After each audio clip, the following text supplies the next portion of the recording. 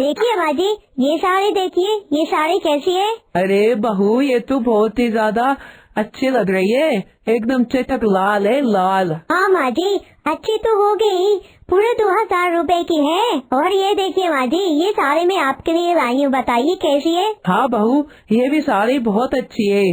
कितने की है? ये भी माँ जी 2000 की है। ठीक है, और मैं और सोच रही थी आपके लिए लेने की, पर मैं अगली बार ले आऊंगी आपके लिए, आप चिंता मत कीजिए। अभी ये साड़ी हमारे लिए काफी है। हाँ बहू, तूने सही कहा, फालतू में फजूल खर्चा क्यों करना। तभी दरवाजे पर दस्तक होती है। कोई जोर जोर से गेट खटखटा रहा होता है, लेकिन यहाँ पर सास बहू अपनी ही बातों में मगन होती है। दुर्गा देवी की 2 बहुएं होती हैं, जिनमें से नीता और दूसरी का नाम सरस्वती होता है। दुर्गा देवी को नीता से अलग ही लगाव था। नीता दुर्गा देवी की बड़ी बहू होती है और सरस्वती नीता की छोटी बहू होती है, लेकिन दुर्गा देवी कभी भी अपनी छोटी बहू को उतना दर्जा नहीं देती थी जितना वह जेठानी को देती है। इसलिए जब दरवाजे पर दस्तक होती है या कोई भी काम होता है तो उस काम को हमेशा सरस्वती ही करती है। नीता और उसके साथ दोनों हमेशा बैठकर बातें करती या फिर किसी की चुगली करती। सरस्वती दरवाजा खोलती है तो देखती है कि सामने उसके जेठ जी हैं। सरस्वती साइड हो जाती है और उसके जेठ जी निकल कर अपने कमरे में चले जाते हैं। सरस्वती वापस अपने किचन में जाती है और अपना काम करना शुरू कर देती है। खाना बनाना, झाड़ू पोछा करना, सारे काम सरस्वती ही करती थी और उसकी सास और उसकी जेठानी हमेशा उसकी बुराई और उसको ताने ही मारती रहती थी। अरे काम चोर है तू, कितना गंदा काम करती है, एक काम भी सही से नहीं करती। यहाँ देखो फर्श पर ठीक से पोंछा नहीं लगा है। माँ जी, मैं आपको बता रहा हूँ, दिन ब दिन ये सरस्वती बहुत आलसी होती जा रही है। हाँ बहू, तूने सही कहा, काम की न काज की, दुश्मना नाच की। तभी दरवाजे पर एक और दस्तक होती है और फिर सरस्वती दरवाजा को ले जाती है तो वह देखती है कि उसका पति है और उसके पति को बहुत ज्यादा चोट लगी हुई है। तभी सरस्वती पूछती है, माँ जी, जेठ जी, जेठानी जी, जल्दी आइए, देखिए इनको कितनी ज्यादा चोट लगी है।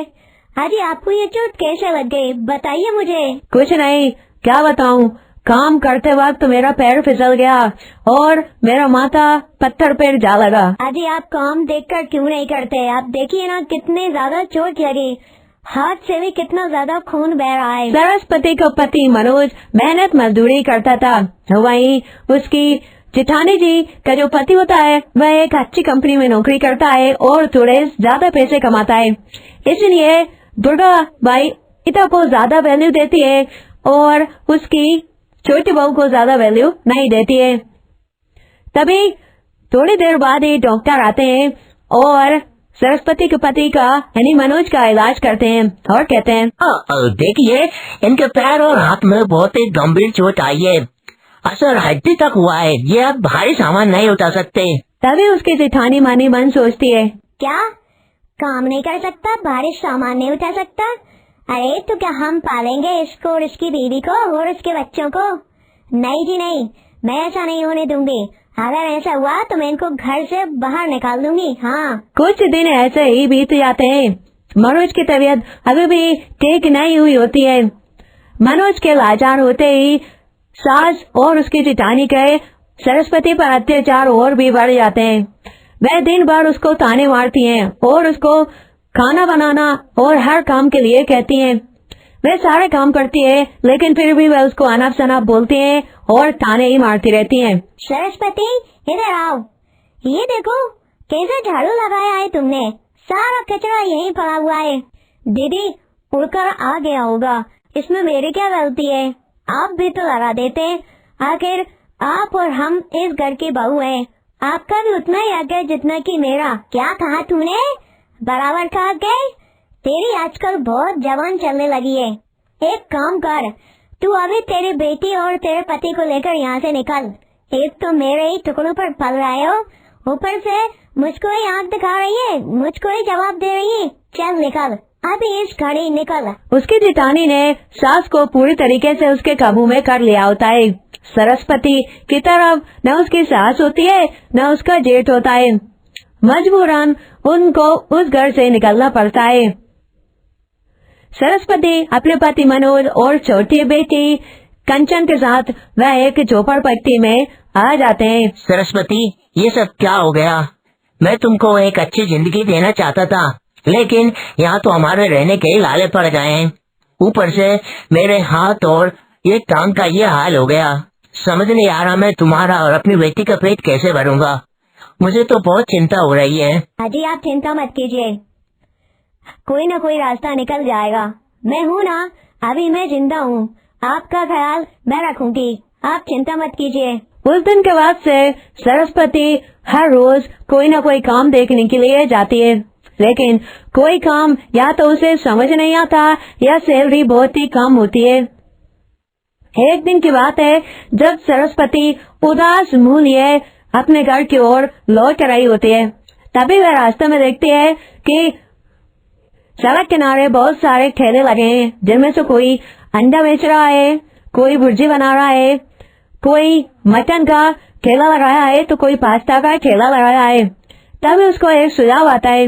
यहाँ पर तो कितने सारे ठेले लगे हैं, कोई मटन बिरयानी बेच रहा है, कोई अंडा बिरयानी, कोई फुल्की बेच रहा है, तो कोई पास्ता, कोई पराठा बेच रहा है, तो कोई दाल बाटी।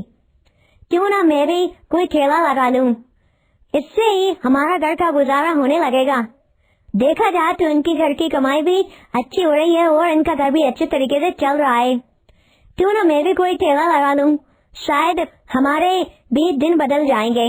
इतना सोचते हुए सरस्वती घर पहुंचती है और अपने पति से कहती है, सुनिए जी, काम मैं देखने जा रही हूँ, लेकिन कहीं भी बात नहीं बन पा रही है। आज मैं जब आ रही थी घर वापस, तो मैंने देखा कि सड़क किनारे बहुत सी महिलाएं और पुरुष का ठेला लगा के खड़ी हुई हैं। कोई बिरयानी बेच रहा है, कोई अंडा बिरयानी, कोई मटन बिरयानी, कोई पास्ता, तो कोई फुल्की। क्यों ना हम भी कोई छोटा सा बिजनेस चालू करें। क्या सरस्वती, तुम ठेला लगाओगे? क्या तुम कर पाओगे? हाँ जी, आप चिंता मत कीजिए, मैं ये सारे काम कर लूंगी। अब बस मुझे आपके परमिशन की इजाजत चाहिए। मेरी परमिशन की कोई जरूरत नहीं है, तुम करो। मैं जानता हूँ तुम बहुत बहादुर हो, तुम सब कुछ कर सकती हो।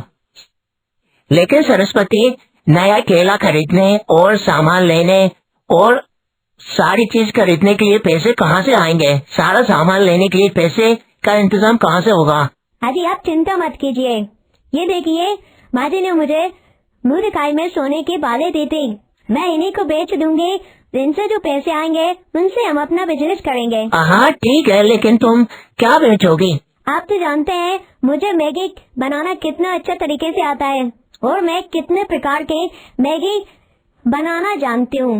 मैं मैगी बेचूंगी। सरस्वती अपने सोने के झुमके बेच देती है, उनसे जो पैसे आते हैं उससे वह ठेला और जरूरत का सारा सामान खरीद लेती है और ठेला लगाना शुरू कर देती है। धीरे धीरे समय बीतता है और सरस्वती की मैगी सभी ग्राहकों को काफी अच्छी लगती है और पसंद आने लगती है। धीरे धीरे पूरे मार्केट में सरस्वती का मैगी के नाम से अच्छा खासा नाम हो जाता है। सरस्वती के पास जब पैसे इकट्ठे हो जाते हैं तो वह अच्छी अस्पताल में अपने पति का बड़े डॉक्टरों से